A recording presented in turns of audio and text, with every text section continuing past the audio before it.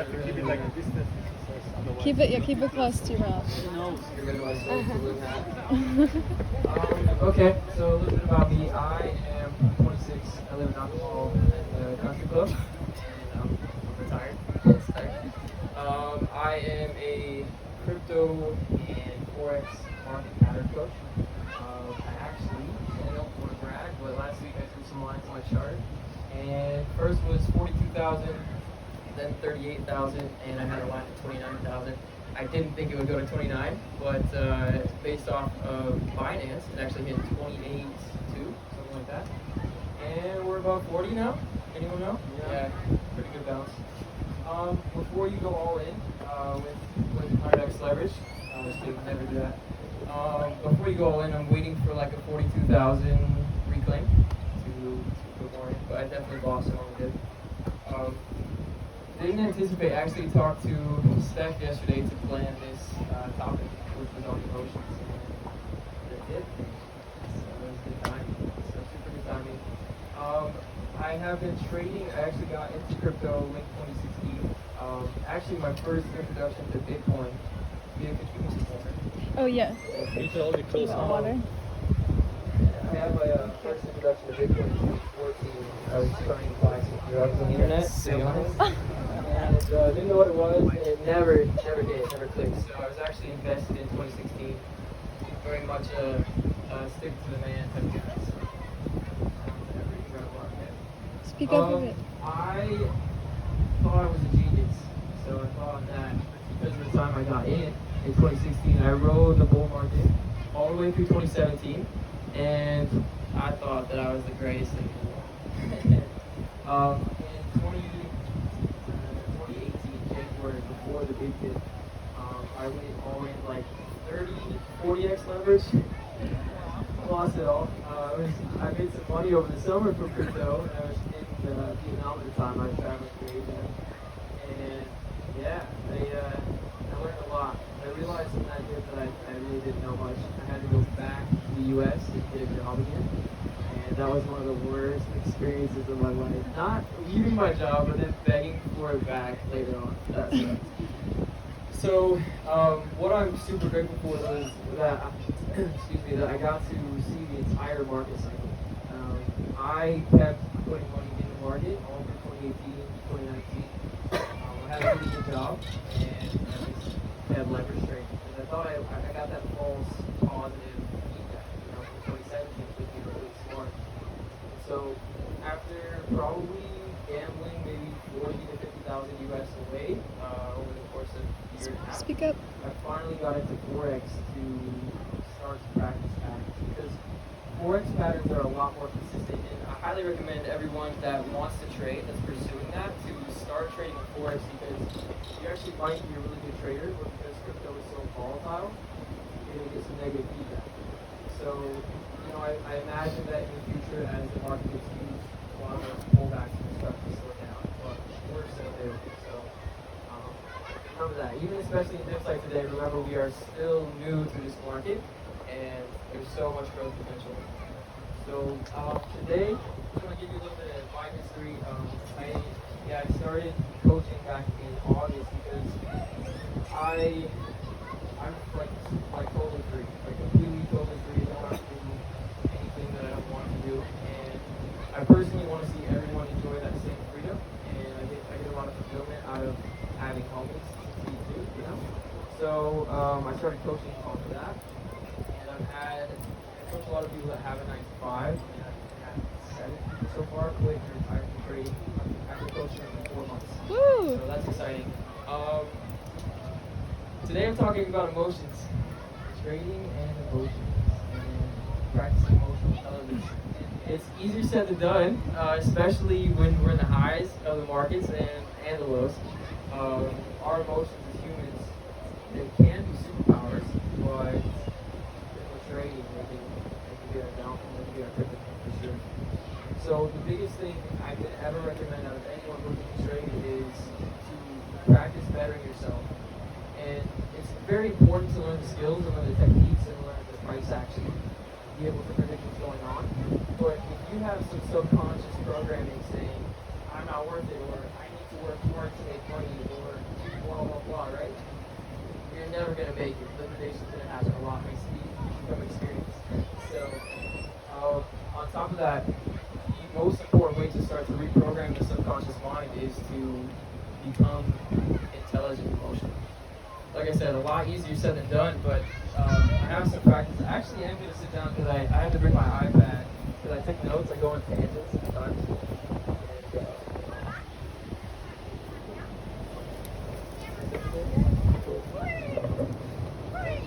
iPad minis are the best because they fit in your pocket. I actually trade on my iPad. I made a lot of money on this iPad mini, I'll be honest. Let me pull my notes up. Cody, speak up a little bit, okay? Okay. A little closer. Can everyone hear me? Good? Alright, so first things first, if it is easy in bull markets to get super lost in the profits. So easy.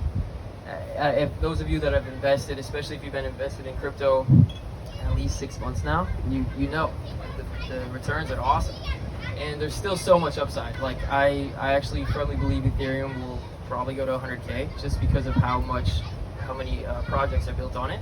It's not as a trader, it's not my only place I'm putting my money, but I want to emphasize how new, how fresh, how much farther we have to go in the growth potential of crypto.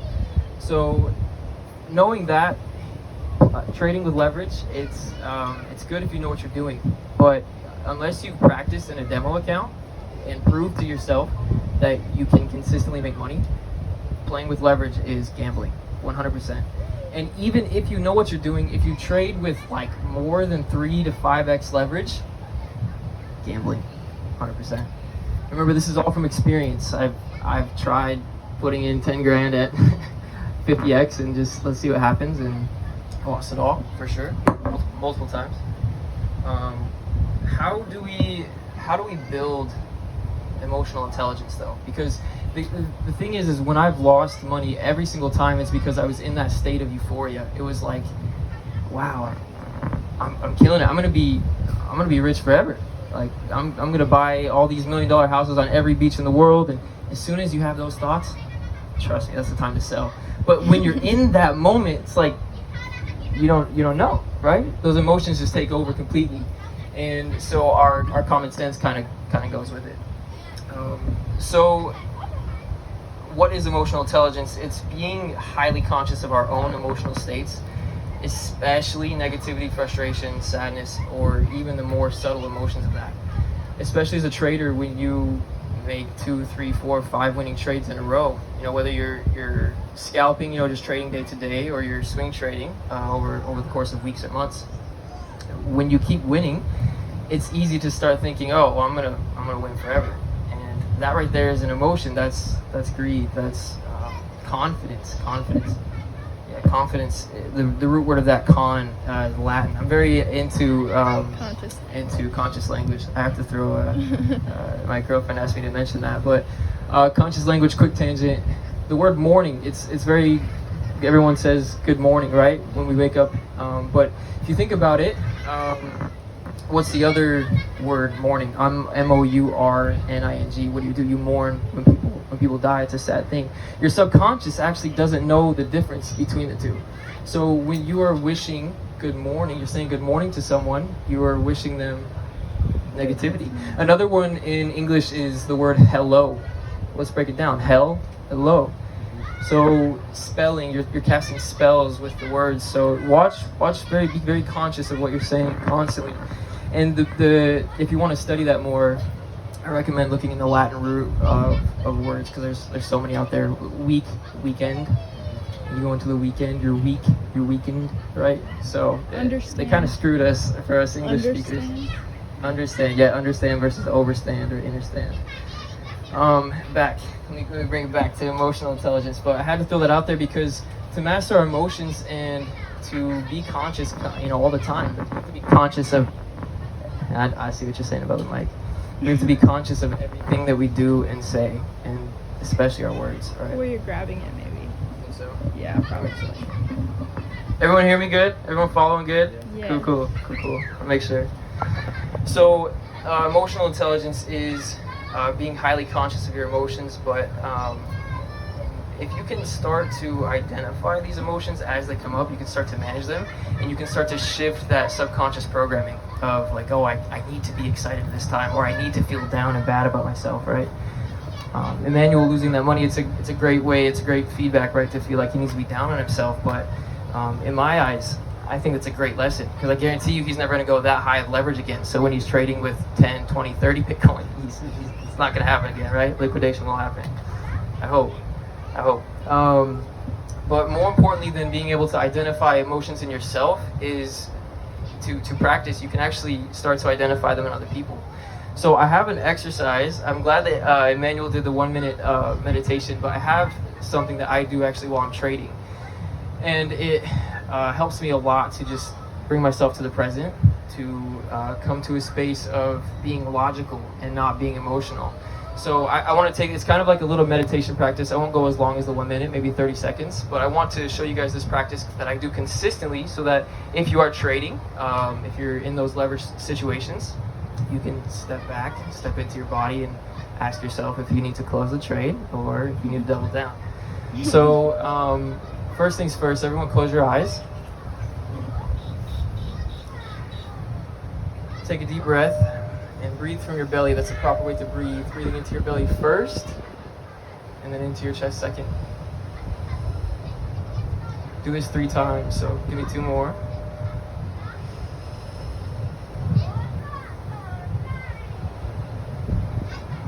Okay, so I want you to put your left hand on your knee or on the table. And I want you to, with your eyes closed, focus everything, all your attention onto your left hand. Feel your left hand as if your skin is a glove. If you need to focus on a finger first to start, it's a good way. If you feel that you can, so slightly, you focus on your left hand, you feel it like a glove, you can feel almost like it's an energy under your skin, like a slight vibration. And then expand that to up to your elbow, up to your shoulder, into your chest, into your right arm, your right hand, your head, into your torso, your thighs, your knees, your legs, your ankles, your feet. And when you can feel for a moment like your whole body is just like a skin suit. By the way, the body does not last. We are not our body. Don't forget. When you can get to that moment, welcome yourself to the present. You are completely and fully present, and you're feeling and you're sensing what is going on inside your experience in your body at this moment. Now, after every big win, feel free to open your eyes when you come back, take a deep breath. After every big win when I trade, or every big loss when I trade, I do this same exercise. And then I ask myself, what do I feel?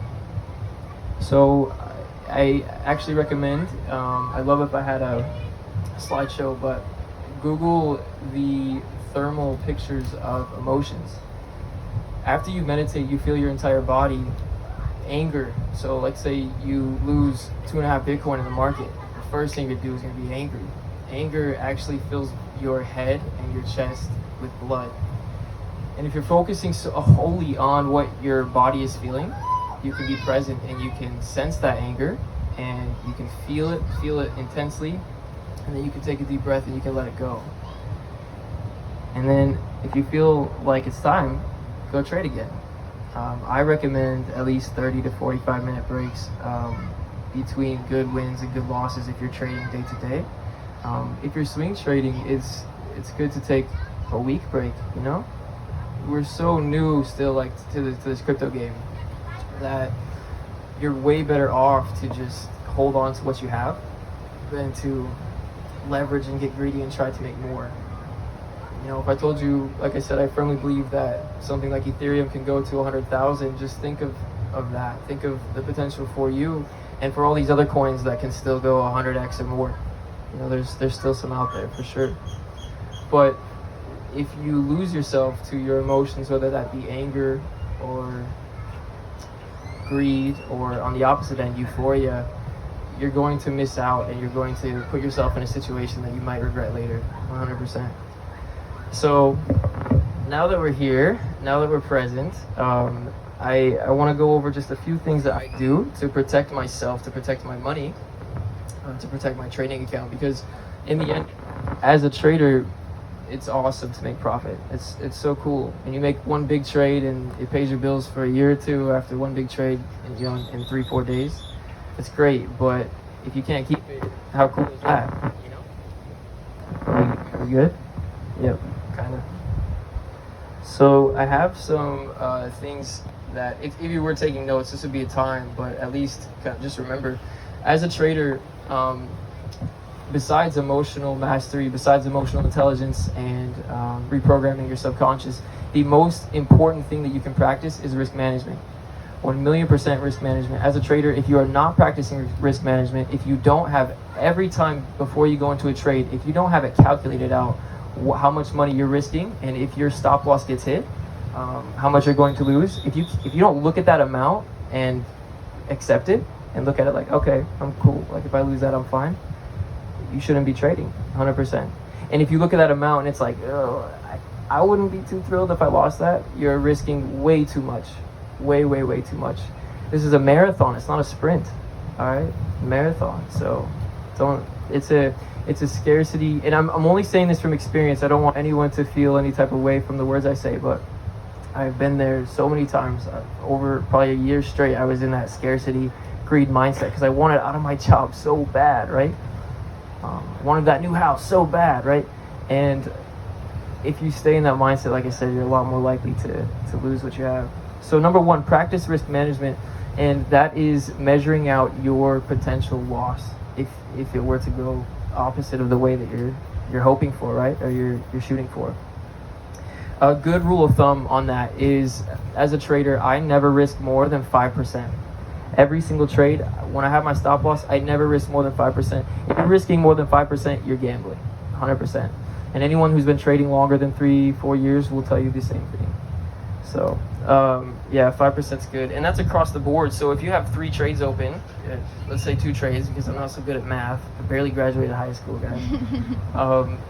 2.5% per trade. So, and that's off of your entire stack. You know, I will put, sometimes I separate my trading account from my entire stack as well. So I'll put, okay, let's put 10,000 into a trading account. Let's build that up. And then let's take the money out and then, you know, take profit and then start at 10,000 again, build that up. And that also helps us to build that money mindset and looking at this as an income consistently, right? Building that programming, working that muscle, right?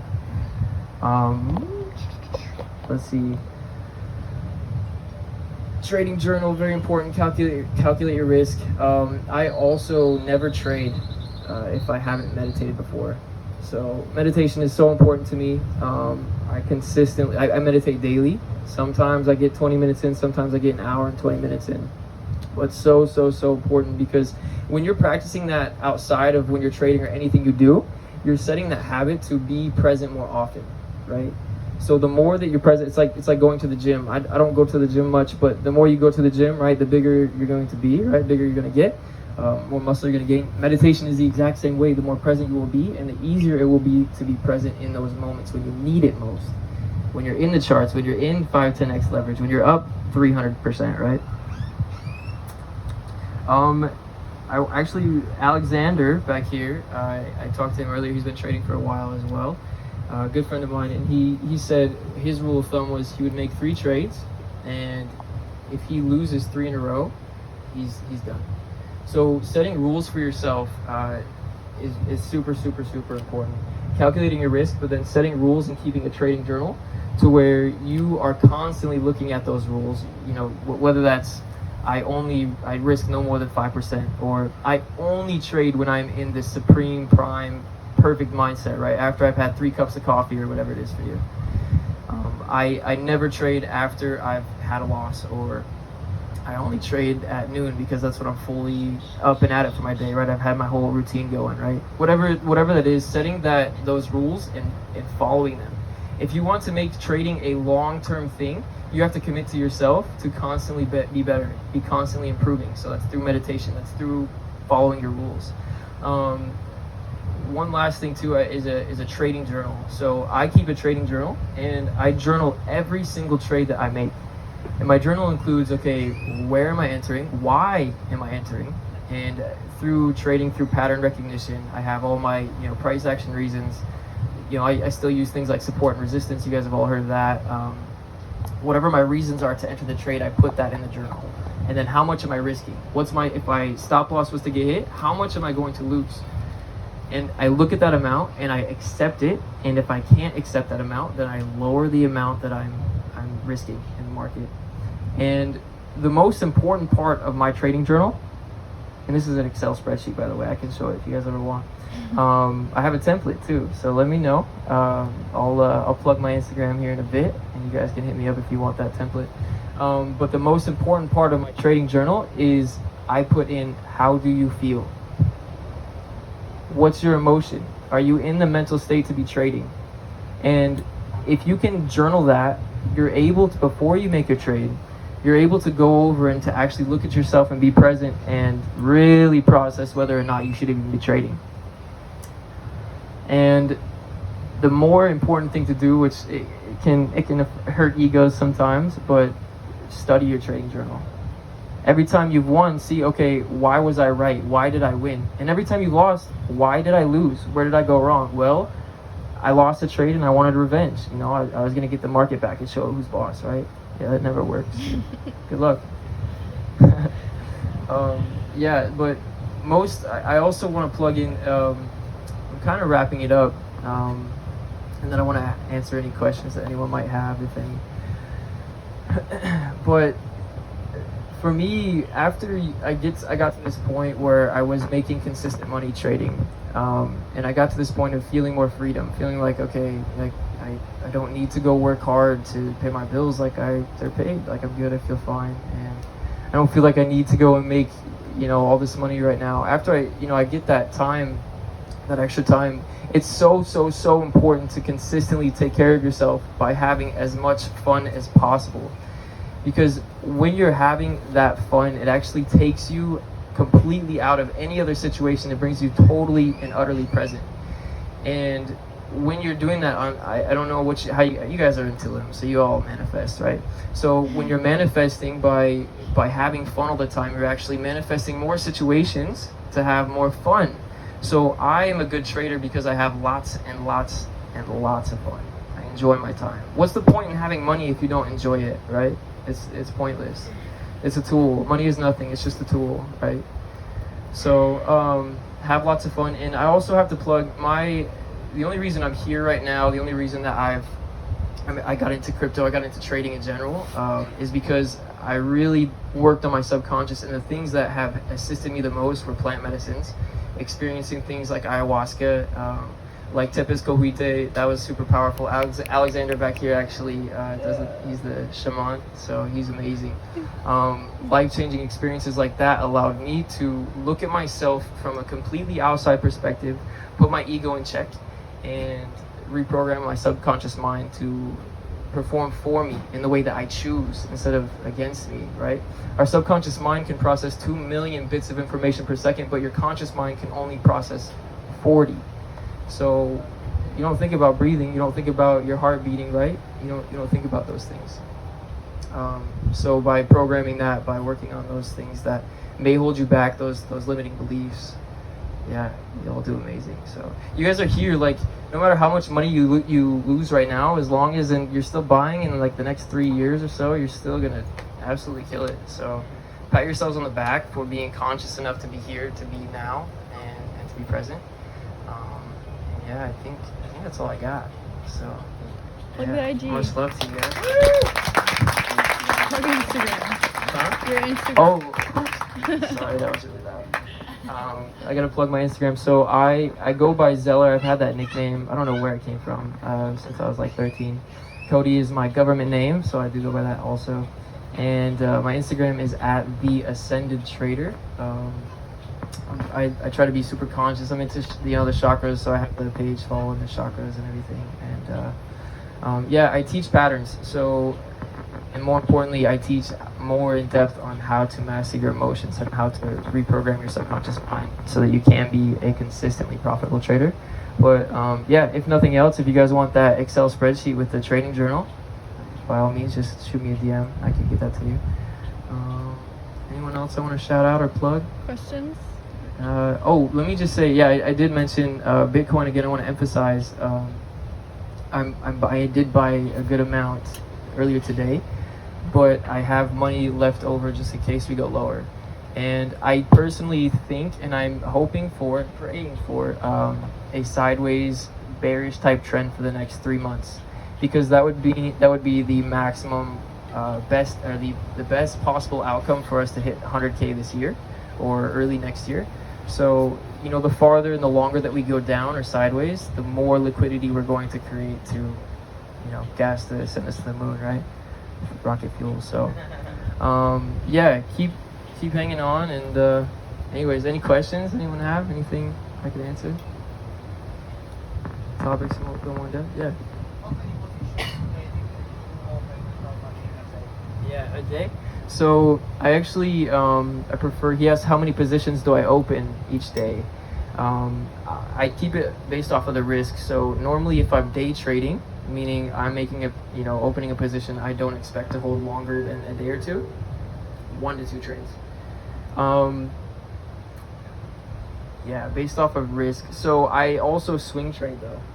So I live stream trade every Tuesday and Thursday at 8 a.m. our time, and for those live streams, I will scalp, and I'm looking to make trades that last 30 minutes to an hour, really quick.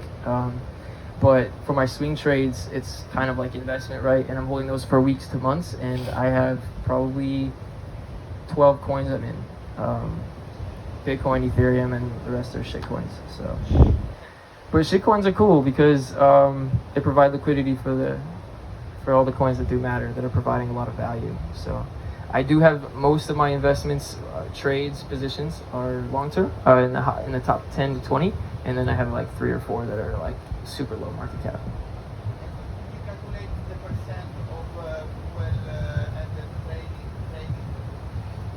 Like how much I would potentially lose? No. How many of your trades finally? Oh, what's my goal to my winning percentage? With crypto, it's hard to say because there's a lot of times where we hit price discovery. And so the best way to kind of predict levels when there's never been, so Forex, you have all this history to see, potential levels that could bounce. When crypto hits price discovery, I use Fibonacci. I'll look at Fibonacci levels to potentially plan.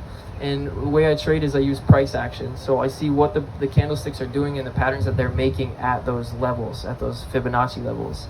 And depending on whether or not they're going to continue or not, I'll get out or stay in. I always have a stop loss. I do not make a trade. I don't open any position without a stop loss, okay? So if you're looking to invest, obviously that's another thing. Hold it on your hardware wallet or whatever. But if you don't plan on staying in the position, see, I love crypto. I'm very, very, very pro crypto, and it's changing our world. You guys all know that. That's why you're here. But I'm also a trader. And so I know that there's going to be dips along the way, and I'm in it for profit. I can make money whether it's going up or going down. So, yeah. But anyway, yeah, Fibonacci is a good way to watch those. So I don't have a target, by the way.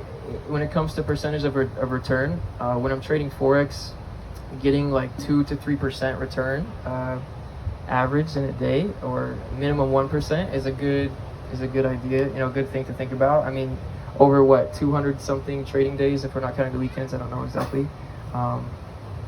If you're making 1% a day, it's pretty good. So what shit coins are you crunk on? I bought this one called NFT Rehab that was just stupid. I bought it because it had 5,000 coin. Don't buy it. It's one of the dumbest coins. I bought it at I don't know, it was worth 800 or 900. It dumped. I think it's $60 now or whatever. There's this. I don't want to plug it, but I'm going to because you guys know. I'm accumulating still. I'm gonna do it. Just do it. Okay. There's this one called Zen Fuse, ZENFUSE, and it's an exchange. And what's cool about them is, so they have their own coin like Binance does, but they're decentralized, and they are making their platform so you can actually plug in all your trading accounts. So you can plug in your FTX, Bybit, Binance account, and you can trade them all with the APIs with one trading exchange. And so they have their own exchange, but they're gonna have a panic button, so you can hit panic sell and it'll liquidate all your positions. Not liquidate, but it'll get you out of all your positions in all the different markets you're in. And this is at like, as of the dip today, it was an $8 million market cap. So probably going to be 15 after tomorrow. So, but yeah, that's more of long-term hold for me. I think that's probably my most favorite. They're super active. The owner, I've watched a couple interviews of the guy who started it, and he's super cool. So yeah, ZenFuse is a good one. And Ethereum is, I don't think, oh sorry, one other one I gotta mention, Rune. Rune is probably my biggest win this year. I was getting all my friends and my brother in at like $3. It's up to, well, it's down to 13 now, but it hit 18. Rune is providing liquidity for all decentralized exchanges and Thorchain, and it will easily go to 90, maybe 120. I love Rune. And then any FTX coins, so any like all the Solana coins, you could basically guarantee you're gonna make money off of those. So all providing good value. HBAR is another one that had a good dip. Yeah. So just a few, but I will say XRP is another good trade. I actually disagree 1,000,000% politically with XRP, but as a trader, profits do not care about politics. Who cares? Like, but I won't own XRP forever. I only own XRP to sell it later on. So, anyway, yeah. Any other questions? Yeah. Why did you say that you could get later until they sort of go sideways for a while? Why does that help the upside later? Yeah. Let me get. Is that water? Yeah. Totally. So when we get a market.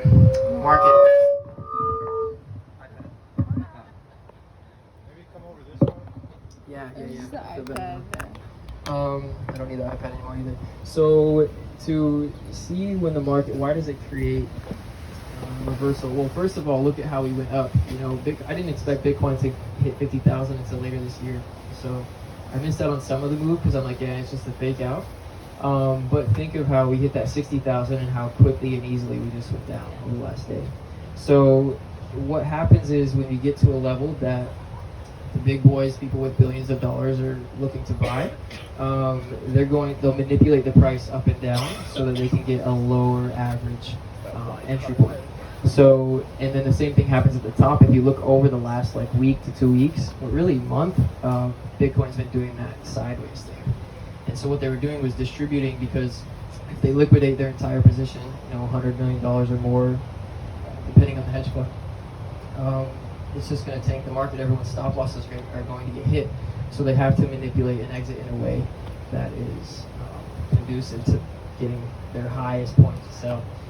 So when we go down, it's just supply and demand. Trading is just supply and demand. And so we got to find that demand level, and eventually we're going to hit that, which we obviously did. If you look at the wick from just today, like a lot of demand. That strong wick means that they pushed the price down and everybody bought it right back up, right? Mm-hmm. So the more demand there is, the lower the price is, the more demand there is. The more demand, the higher it goes.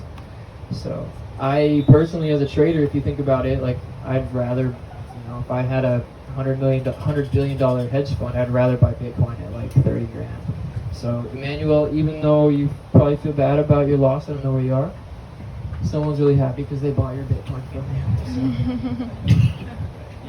That makes sense. Yeah. I'll just add on to that, because one of the other things psychologically, especially for the institutions to get in, they're the smartest money really there is. If we see some sideways consolidation, which I've been hoping for actually for a while, it starts to give them the sense of more stability, et cetera. And plus, as we all know, like the minute it hits 65, we all believe that that's the right price of Bitcoin. We're like, that's where it's supposed to be, and when it's not there, we're like, shit, it's supposed to be back there. So if we can get that nice support floor, people start to really believe that, okay, it's not going to go much lower. So it's a lot safer to get in, and then everybody starts to pile back in. So I think I love that. institutions too, like, 100%. they need that. Yeah, did everyone hear that? Yeah, basically institutions are a lot smarter than a lot of us that are doing this for a long time. So it's exciting because they're playing this Bitcoin game, which gives us a lot of potential. But it's also frightening because they're playing this Bitcoin game. And think of all the, you guys may have heard of the GameStop situation earlier this year, and that's cool and all, but that type of money is coming to crypto. So yeah, I agree with you 100%. And one other thing I do want to mention, I do follow Twitter. I don't post to Twitter much, but I follow it for the emotions. And it's easy to say, harder to do. But when everyone's screaming FUD, right? When everyone's like, "Oh, it's the end. The bull market's over." Like, that's the time to buy. I've been seeing that all day. So I've been buying all day. So, yeah. Any other questions? Are you Yeah. more bullish with Ethereum than Return-wise, yes, and this is just because. So I do think Bitcoin's king because it was the first. Bitcoin is the reason any of us are here right now, and I love what it's doing. However, there's a lot of. I don't know if you guys saw not too long ago. There was a electrical plant outage in China, and Bitcoin lost 35% of its hash rate. That's kind of sketchy. It's not like super decentralized. It's good to, because I'm sure that helped to show how centralized it sort of is, and it will spread. But I think when it comes to use case, we have to think, how do we get massive adoption in cryptocurrency? And that we have to think of everything that everyone uses day to day, such as debit cards, such as their phones and Instagram and all that. We have to get them using crypto in that way. And Bitcoin, especially with these fluctuations, like what are they going to use it for? It's not going to replace Venmo because, or Cash App, right? Because I know those are American. Sorry if you guys don't have Venmo or Cash App. But it's not going to replace that because of these fluctuations. So something like Ethereum, it's not because of Ethereum itself, but it's because of the projects that are being built on Ethereum, such as decentralized insurance, decentralized banking services, loans, all that. These are all the things that are going to get that mass adoption that we're all anticipating, right? So that makes sense. Yeah. Anyone else? Yeah. Yeah. With market capitalization shifting into altcoins, do you think it's smart to keep going with Bitcoin when it's showing like altcoins are becoming more? Yeah, Bitcoin dominance has definitely been decreasing, but because of that, I wouldn't yet bet all your money more so on altcoins because, by the dip in the Bitcoin dominance, right? So Bitcoin dominance has been going down. I think we'll get at least a little bit of a bounce, and maybe some money will bleed from altcoins because there have been a lot of coins that have been going crazy, especially against Bitcoin. So I kind of foresee now some of that money going away from them and into Bitcoin. And then ideally, this is ideal situation. I'm not a financial expert. I can't give you guys advice, but what I am anticipating is Bitcoin to kind of steadily increase now, and then we get one more really good alt season, and after that, probably bull market's over for a little while. So anyways, long answer, but yeah, I do think eventually, I actually believe that Ethereum will flip Bitcoin eventually. I'm sorry, Bitcoin maximalists, if you're here, don't throw a shoe at me, but I do think that just because of use case. So over time, yes, but I wouldn't bet against Bitcoin right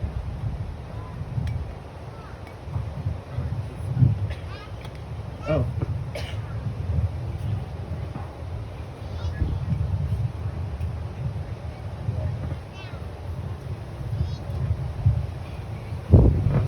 Totally.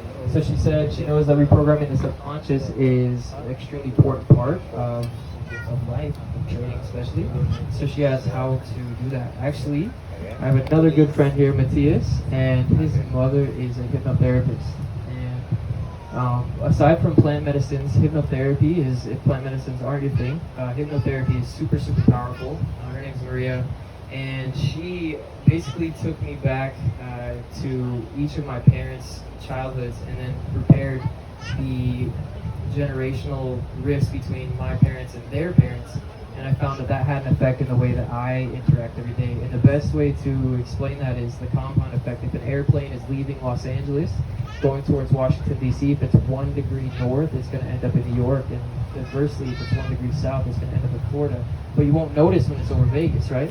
So the way that I see this, the hypnosis, the hypnotherapy, was that it put me 1 degree closer to the direction I want to go and over a long period of time. So reprogramming the subconscious mind, affirmations are great, but big secret, I actually only tell people in my course I have, but affirmations are awesome, but if you're listening to someone else's voice, your subconscious doesn't pick up as well. So there's great affirmations on YouTube. So the best way to reprogram your mind over time is nightly, when your mind is going into theta state, right, when you're going into sleep, and also when you're coming out of sleep. Record your own affirmations, and then if you want to one up it, then put binaural beats behind your own affirmations and listen to them all night.